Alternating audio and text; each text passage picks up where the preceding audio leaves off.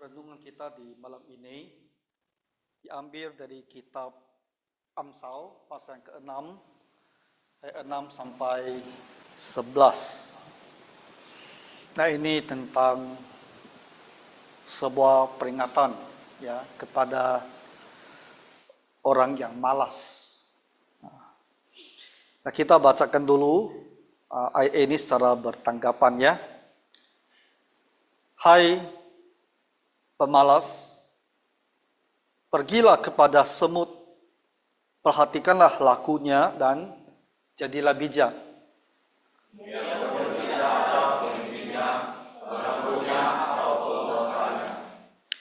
Ia menyediakan rotinya di musim panas dan mengumpulkan makanannya pada waktu panen. Hai pemalas, berapa lama lagi engkau berbaring? Bilakah engkau akan bangun dari tidurmu? Tidur sebentar lagi, mengantuk sebentar lagi, melipat tangan sebentar lagi, untuk tinggal berbaring.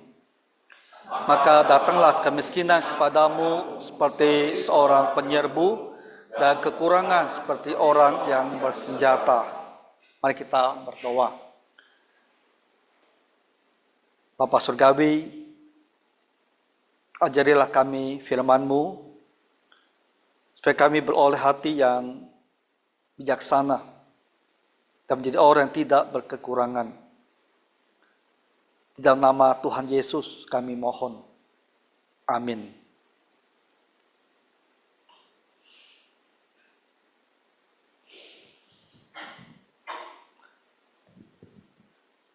Dari Amsal ini berbicara tentang sifat malas dan kebalikannya, yaitu sifat yang rajin. Ya. Sikap atau sifat kita ini itu punya akibat terhadap hidup kita.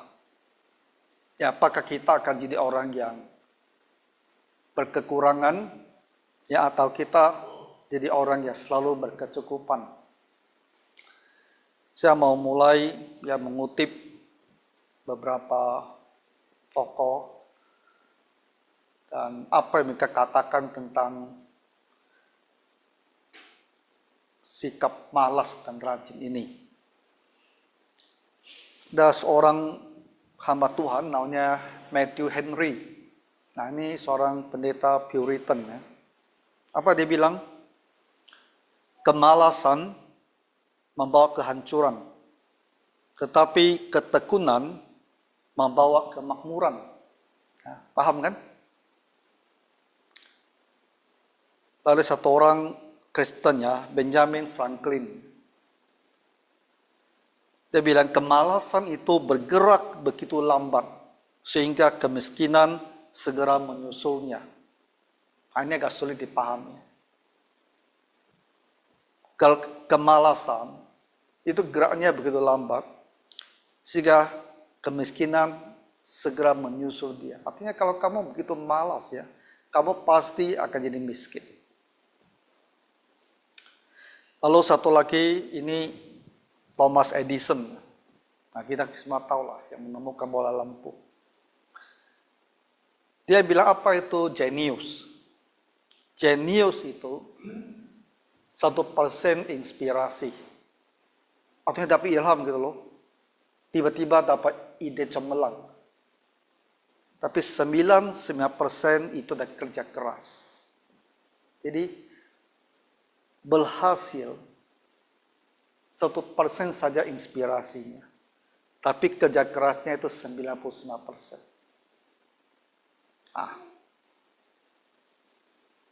Jadi kutipan dari 3 orang ini bawa kita ke dalam kitab Amsal ini.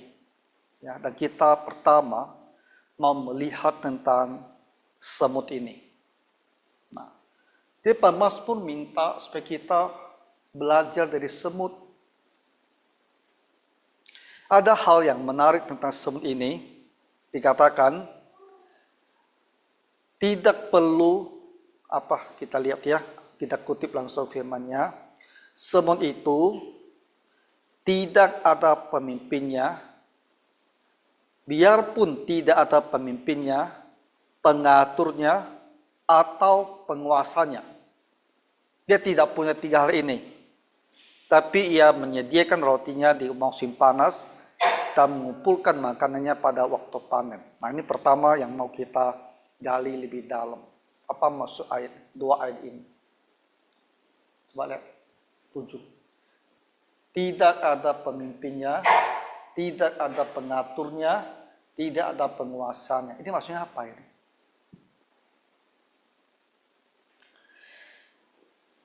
Dia tidak ada pemimpinnya. Orang yang rajin tidak perlu pemimpin. Nah, di sini pemimpin itu maksudnya apa? Nah, pemimpin di sini artinya orang yang menuntun, yang memberikan petunjuk apa yang harus dilakukan. Semua tidak perlu pemimpin seperti itu. Dia tidak perlu ada yang kasih dia petunjuk apa yang harus kamu lakukan. Orang yang rajin, dia akan bekerja dengan sendirinya dan tahu apa yang harus dikerjakan dan bagaimana mengerjakannya dengan baik. Itu maksudnya.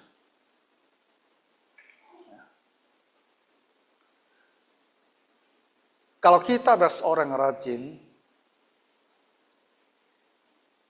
kamu akan tahu dalam tugas ini apa yang harus kamu lakukan dan bagaimana mengerjakannya dengan baik. Dia tak perlu ada pemimpinnya. Tapi kadang-kadang kita pikir, tapi saya tidak tahu bagaimana mengerjakannya. Ya kan? Dan karena kita bilang, saya tidak tahu bagaimana mengerjakannya ini. Lalu kita bilang, ya saya tidak bekerja. Nah, ini jadi alasan bagi kita untuk bersifat malas. Tapi orang yang rajin, kalau dia tidak tahu bagaimana mengerjakannya, bukankah kamu bisa cari tahu bagaimana mengerjakannya? Kamu kan boleh tanya. Kita kan boleh belajar.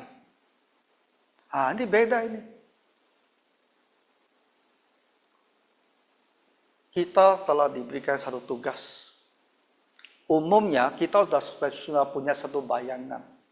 Kurang lebih ini apa yang harus dikerjakan.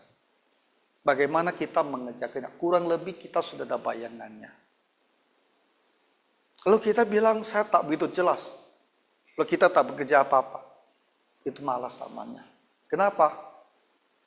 Karena orang yang rajin, dia akan mencari tahu bagaimana cara bisa mengerjakannya dengan baik. Dia akan belajar. Nah, di Alkitab ada contoh. Banyak contohnya. Kita ambil seorang perempuan. Namanya apa? Ruth.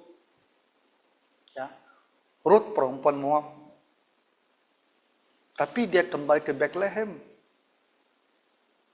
Kembali ke tempat dengan bahasa, dengan budaya yang berbeda.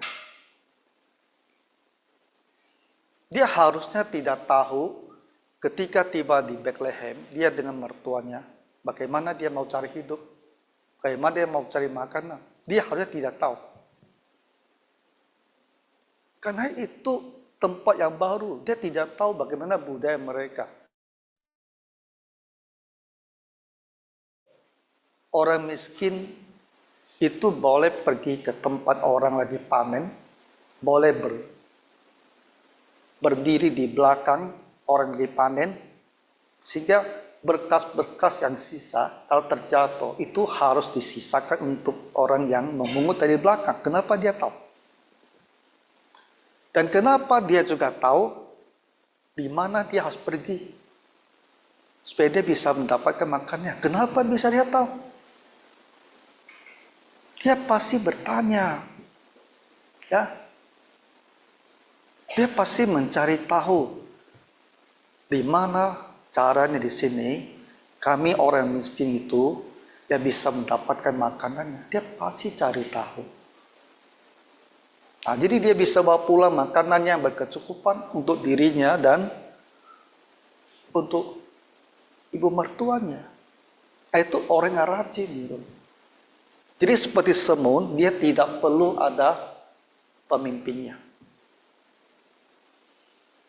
Nah, jadi kita ini tidak boleh bilang, saya tidak tahu apa yang mau saya kerjakan, jadi saya tak bekerja. Kalau kamu tahu kamu harus kerja, kamu sendiri akan cari tahu bagaimana caranya, supaya kamu bisa mengerjakannya dengan baik. Itu sikap kita. Kita mau cari tahu atau tidak mau. Orang malas, dia punya alasan. Saya tidak tahu. Dan dia pikir, sudah selesai masalah saya. Karena saya tidak tahu. Tapi orang rajin, dia akan cari tahu, dia akan belajar, dan dia akan bisa kerjakan tugasnya dan berhasil. Yang kedua, dia tidak perlu ada pengaturnya. Pengatur sih maksudnya apa? Orang yang mengawasi, yang mengecek apakah ada dia bekerja, apakah pekerjaannya dilakukan dengan baik. Supervisinya lah, supervisornya, pengawasnya.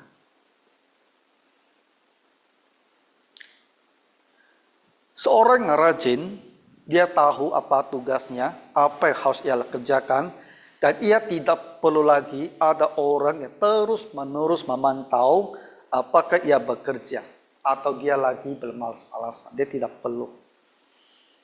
Apakah hasil kerjanya sesuai standar yang diharapkan atau dia kerjanya asal-asalan. Dia tidak perlu ada pengatur. Ya. Orang rajin, ini ada pekerjaannya, dan dia akan bersungguh-sungguh hati kerjakan dengan tekun, dengan sebaik-baiknya. Tak perlu harus ada orang yaitu melihat kerja tidak dia. Hasil kerjanya seperti apa? Zaman kita sekarang capek sekali itu loh. Di mana-mana itu harus ada supervisor. Kalau tak ada yang mengawasi, tak kerja. Atau kerjanya sesuka hati. Nah, hasilnya nanti tidak bagus. Itu buruk sekali kelakuan sekarang. Dan kitab suci kita melihat contoh Yusuf. Ya. Yusuf ini perlu tidak Firaun ya memata-matai dia, mengawasi apakah dia melakukan pekerjaannya. Ya, firman Tuhan mencatat dia itu tidak perlu. Dan dia menimbun gandum seperti pasir di laut begitu banyak sehingga orang berhenti menghitungnya. Karena memang sudah tidak terhitung. Tanpa disupervisi, hasilnya itu cemerlang. Itu Yusuf.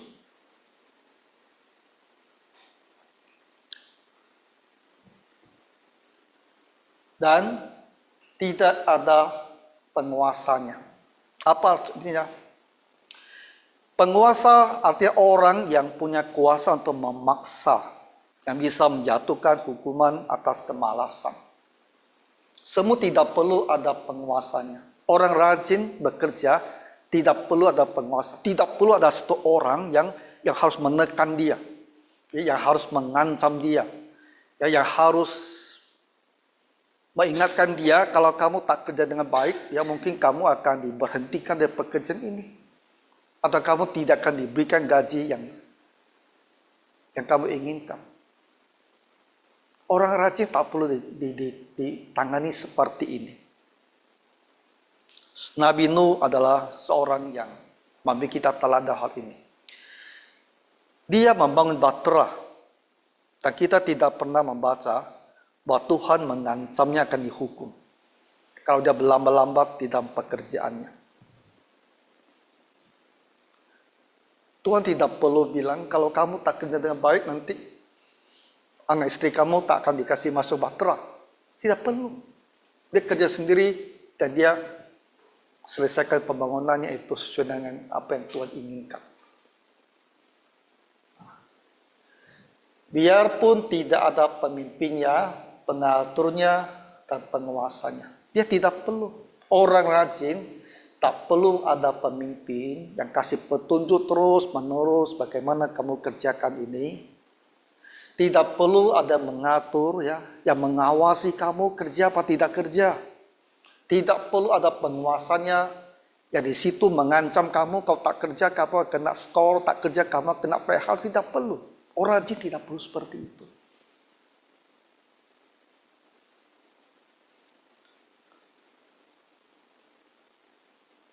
Jadi kita melihatnya deh. Lalu kita ini sebagai seorang yang bekerja, apakah kita ada orang yang selalu harus ada pemimpin? Kalau tak ada pemimpin tak bisa kerja. Selalu merasa saya tidak tahu, kasih tahu saya apa yang mau saya lakukan. Tak ada kreativitas sama sekali. Kalau tak ada yang mengatur, tak ada yang mengawasi, kita tak bekerja. Kita langsung santai. Ya, kalau tak ada yang jadi penguasa kita, tak ada yang kita merasa takut. Wah, kalau dia lihat saya gini, nanti saya tak kerja, saya bisa kena akibatnya. Apa kita bekerja seperti itu? Nah, itulah orang yang malas. Dan beda dengan semut. Tidak ada pemimpin, tidak pengatur, dan tidak ada penguasanya. Nah, coba Bapak Ibu, kamu selami dengan baik-baik apa yang dimaksudkan oleh semut ini.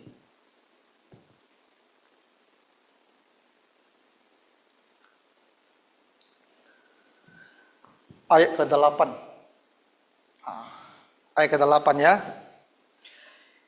Ia menyediakan rotinya di musim panas dan mengumpulkan makanannya pada waktu panen. Apa arti ayat ini? Orang yang rajin, dia itu mempunyai hikmat. Dia akan merencanakan ke depan dan bekerja pada saat ada kesempatan. Musim panas itu ada waktu kita bekerja. Ya. Di waktu musim panas itulah dia bekerja menyediakan rotinya. Pada saat ada kesempatan, dia tak akan lewatkan kesempatan itu. Dia akan bekerja sungguh-sungguh supaya dia dapat hasil, dan hasil ini bisa dia tabung, dia simpan. Sehingga nanti musim dingin, ketika mereka tak bisa bekerja, dia masih punya makanan. Itu artinya menyediakan rotinya di musim panas. Pada waktu musim panas, pada masa orang bekerja, dia akan bekerja dan menyediakan rotinya untuk masa-masa yang akan datang. Menyediakan rotinya. Mengumpulkan makanannya pada waktu panen. Nah, waktu panen ada waktu bekerja. Dia tak akan lewatkan masa panen. Pada saat untuk panen, dia akan di situ untuk memanen. Dan dia bisa kumpulkan makanannya. Jadi poinnya adalah, orang yang rajin itu, di waktu dia bisa menghasilkan, dia pasti kerja untuk menghasilkan. Dia tak akan lewatkan kesempatan itu. Kebalikannya orang yang malas, dia akan membuang kesempatan. Dia biarkan saja kesempatan lewat, dia biarkan potensi itu lewat, sehingga dia tidak bisa mendapatkan apa-apa. Kita lihat kembali tentang Yusuf ya. Ada tidak Yusuf sia-siakan 7 tahun kelimpahan itu? 7 tahun kelimpahan kan? Yusuf bisa saja tidak bekerja di 7 tahun itu. Karena 7 tahun itu terlalu baik. Dia bisa saja tahun pertama melihat hasilnya bagus, dia langsung jadi santai. Terus tahun kedua, tahun ketiga yang berkelimpahan itu dia biarkan saja berlalu. Ya, tak dipanen dengan baik, tak disimpan dengan baik, tak dikelola, bisa saja dia bersikap buruk seperti itu. Tapi firman Tuhan bilang dia tidak. 7 tahun itu dia akan gunakan dengan maksimal sehingga yang bisa dia kumpulkan itu tak bisa dihitung lagi. Karena begitu banyak. Orang yang rajin tidak akan membuang kesempatan.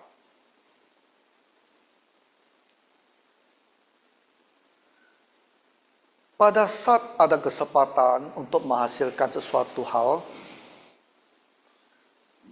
kita tidak akan bermalas-malas pada saat seperti itu. Kita kan bekerja sungguh-sungguh untuk menghasilkan. Tapi orang malas, dia akan biarkan kesempatan lewat. Sehingga dia tidak dapat apa-apa. Pernah tak kalian melihat tukang cukur? Tukang cukur tahu kan? Barber, potong rambut ini. Tukang pangkas. Kadang-kadang saya perhatikan tukang pangkas. Karena saya 2 minggu pangkas 1 kali. Ya, sering sekali kan? 2 minggu sekali saya ke tukang cukur itu. Tapi saya perhatikan itu. Ada tukang cukur. Orang istirahat makan siang, dia istirahat juga. Jam 4 sore, dia pun sudah pulang. Lalu saya berpikir ya. Orang itu kapan pergi cukur? Seringkali ya jangan makan siang kan? 1 jam itu. Nah, mereka kalau mau potong rambut, ya dia makan cepat-cepat, dia pergi potong rambut. Tapi itu jam orang datang potong rambut, dia pun istirahat. Karena dia pikir orang kantor istirahat, jam istirahat, aku pun istirahat. Miss kesempatan itu. Jam 4 kadang-kadang saya agak sorean ke sana, udah pulang dia. Jam 4 dia udah pulang. Kapan orang potong rambut? Pulang kerja lah. Orang pulang kerja mau pergi pangkas rambut, dia pun sudah pulang. Karena dia pikir aku bekerja, kamu kerja. Kamu jam 4 pulang, aku pun jam 4 pulang. Kita kalau tukang cukur, kamu tak boleh makan pada saat orang istirahat. Kamu tak boleh pulang pada saat orang pulang. Kita harus makan entah jam 11 atau jam 1. Ngerti tak?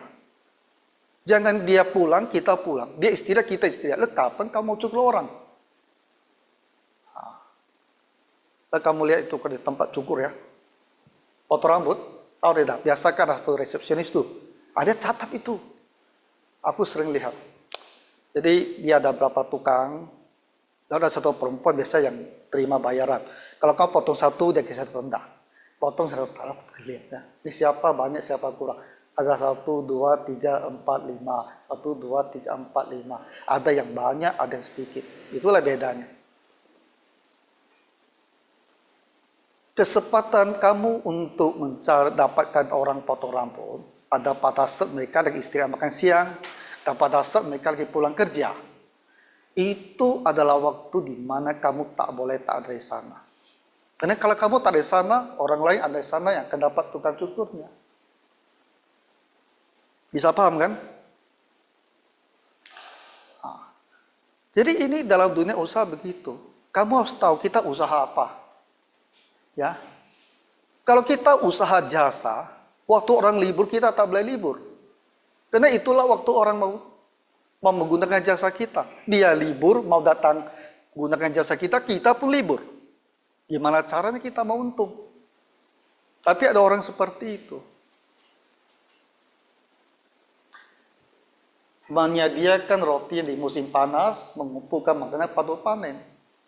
Pada saat bekerja, kamu harus bekerja. Pada saat ada kesempatan mendapatkan untung, itulah waktunya kamu betul-betul harus bekerja. Kamu tak boleh lewatkan kesempatan itu. Ayat 9 ya. Nah, mari kita lihat bagaimana pemalas ini. Berapa lama lagi engkau berbaring? Bilakah engkau akan bangun dari tidurmu? Terus tidur sebentar lagi, mengantuk sebentar lagi, melipat tangan sebentar lagi untuk tinggal berbaring. Nah, orang malas kesukaannya adalah bermimpi dalam baringan. Ya, betul tak? Oh, tadi mimpi apa ya? Mau sambung lagi. Kalian tahu tak mimpi bisa sambung? Hah? Tahu tak? Tak tahu ya? Masa tidak tahu? Masa tidak tahu mimpi itu bisa sambung? Bisa. Kamu mimpi tiba-tiba terbangun, kamu tidur dia sambung lagi itu. Tiap malam ya, saya itu kalau mau pergi tidur ya, saya pasti teringat tadi malam mimpi apa. Entah kenapa, recall gitu, ingat kembali tadi malam mimpi. Okay. Orang yang malas, dia itu tak mau bangun-bangun. Ya. Enak sekali berbaring di situ.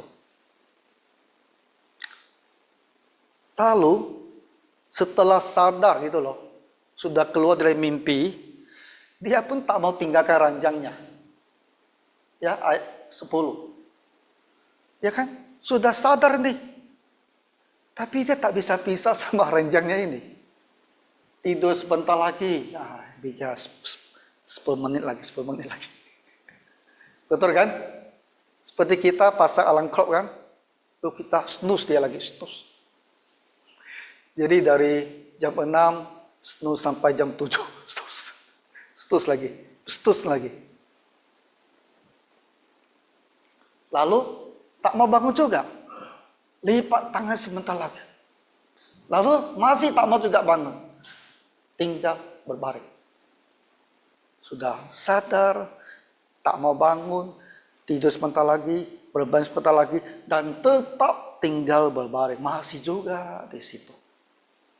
Tak mau tinggalkan ranjangnya. Itu orang malas. Gitu.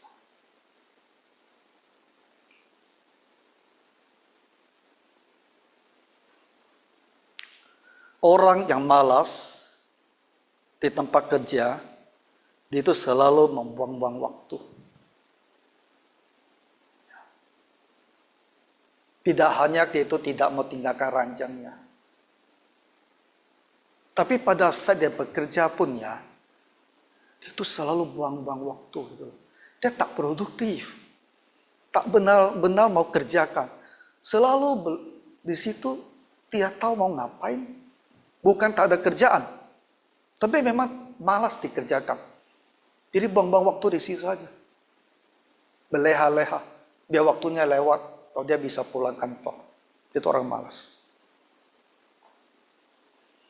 Orang malas di tempat kerja, tangannya tak mau digerakkan untuk sesuatu yang produktif.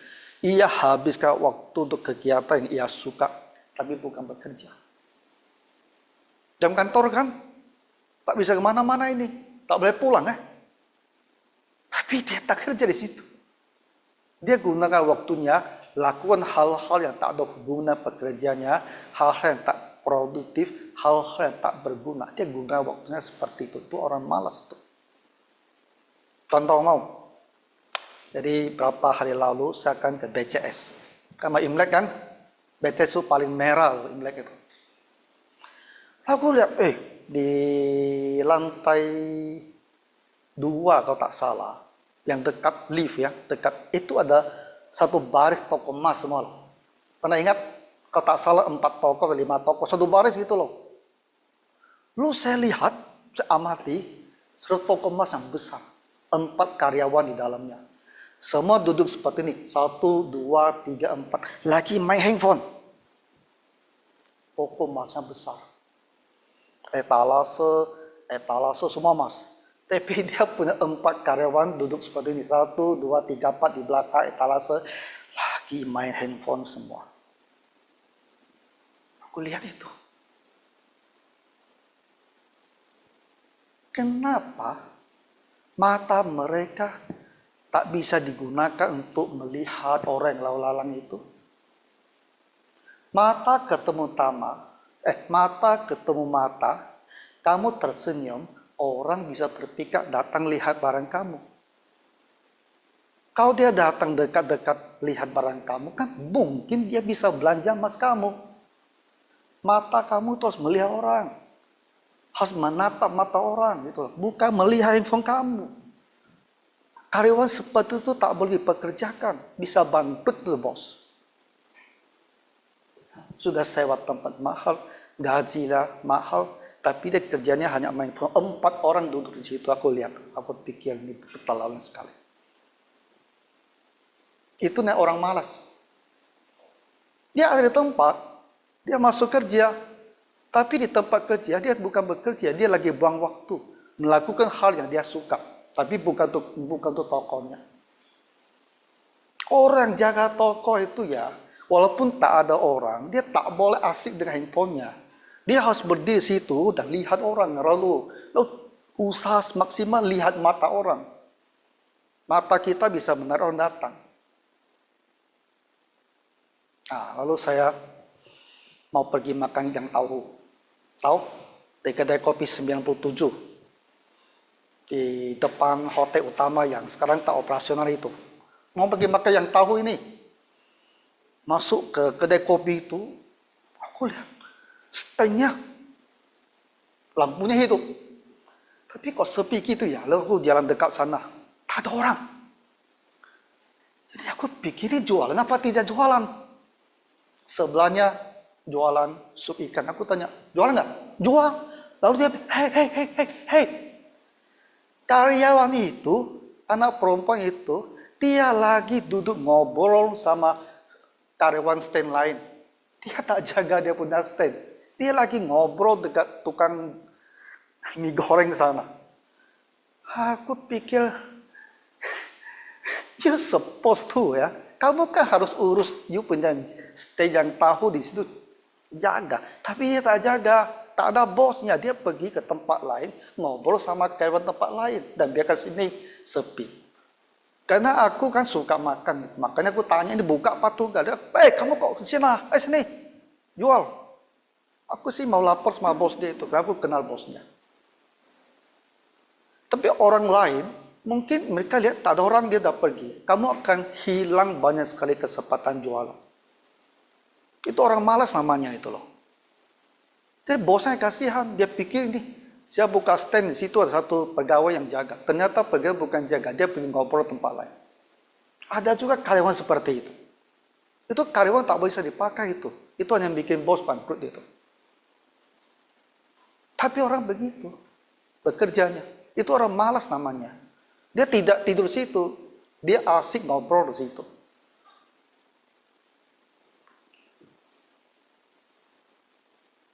Orang yang malas dengan seperti itu, dia tak benar-benar akan bekerja. Ya, dia kehabiskan waktunya untuk segala hal yang tak ada hubungan pekerjanya. Itu kategorinya adalah malas karena merugikan tempat kerjanya.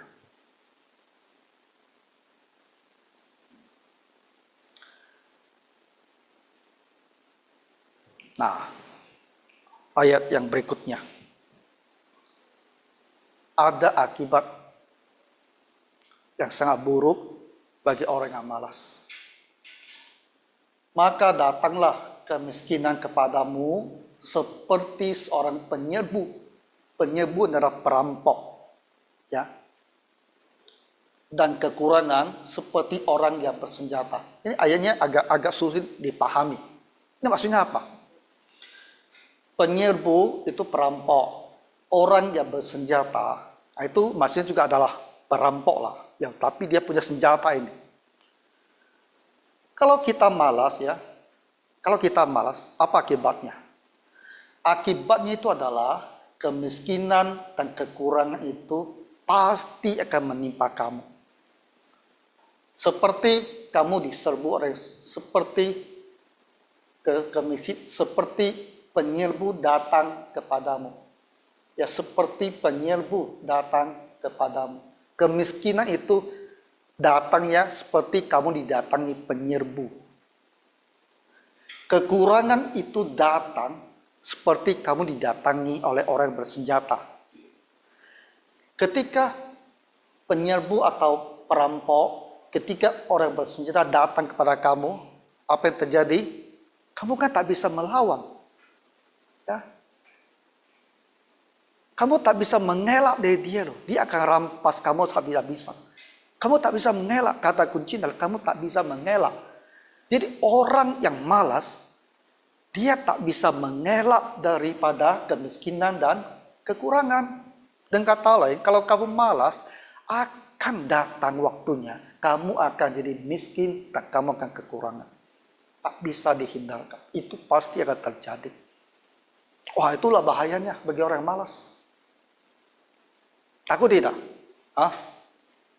Kalau kamu malas, suatu waktu pasti terjadi. Kamu akan jadi miskin, kamu akan jadi kekurangan. Tak bisa dihindari punya. Itu harusnya membuat kita rasa takut. Wah, kalau begitu saya tuh betul-betul harus berubah. Saya tidak boleh malas nih. Saya hari ini malas, mungkin belum ada akibatnya. Bulan ini saya malas, mungkin masih belum ada akibatnya. Tahun ini saya masih malas, mungkin juga belum sampai akibatnya. Tapi satu hari pasti terjadi, kamu akan jatuh miskin, dan kamu akan hidup di dalam kekurangan. Kamu dan keluarga kamu. Masih terjadi punya. Tak terelakkan. Seperti kalau kamu didatangi perampok, didatangi orang bersenjata, kamu akan dikuras habis harta kamu. Kamu tak bisa menghindar. Karena kamu tak bisa melawan perampok, tak bisa melawan orang datang dengan bersenjata. Itu maksudnya. Jadi mengerikan, orang yang malas suatu waktu dia pasti akan ditimpa oleh kemiskinan dan kekurangan. Jadi setelah kita mendengarkannya kata-kata hikmat ini, apakah kita merasa kalau begitu saya sekarang tak boleh lagi melewatkan kesempatan saya untuk mendapatkan penghasilan? Saya tak boleh lagi bermalas-malasan. Kerja saya itu benar-benar harus saya usahakan sebaik-baiknya, seproduktif mungkin. Tanpa perlu ada orang terus-menerus harus kasih saya arahan. Tanpa perlu ada orang terus-menerus harus mengawasi saya kerja apa tidak. Tanpa harus ada orang yang terus-menerus ya memerototi saya, menakut-nakutkan saya. Kalau saya tak bekerja nanti akan diberhenti. Tanpa perlu semuanya itu. Kalau saya sudah terima kerja ini, saya akan kerja dengan sebaik-baiknya, dengan hasil sebaik-baiknya. Karena saya tahu, kalau saya bermalas-malasan, suatu waktu saya akan menanggung akibatnya. Yaitu kemiskinan dan kekurangan. Jadi yang tak mau bekerja, kamu harus berpikir,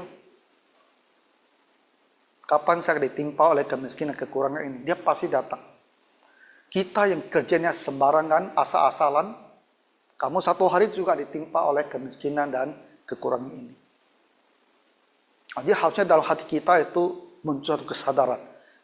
Kalau begitu, pastinya saya itu harus berubah. Dan saya sekarang akan bekerja sebaik-baiknya dan mengumpulkan harta saya. Ya, kumpulkan harta kamu. Ya, kamu tak perlu satu hari harus bangun tidur dan ternyata kamu lagi miskin sekali dan kekurangan sekali. Ini adalah kata-kata hikmat ya, yang harus diajarkan pada anak-anak remaja itu loh. Ya, dari remaja itu diajarkan.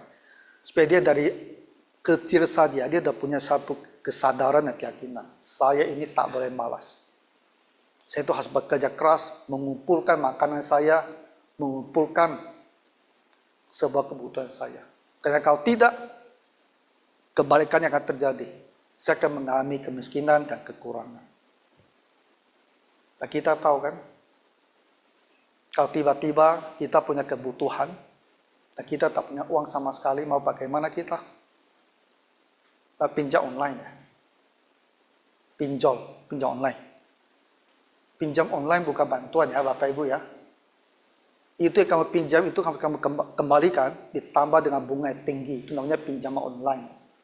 Pinjaman online itu bukan bantuan. Kamu tak bisa kelola, akan terjerat habis-habisan. Itu bunganya tinggi luar biasa itu.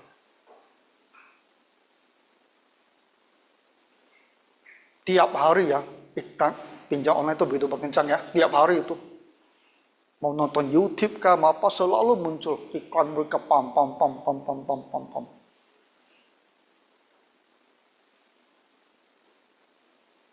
Kita sendiri harus bekerja sungguh-sungguh dan menabung supaya kita tidak sampai kekurangan dan jatuh miskin.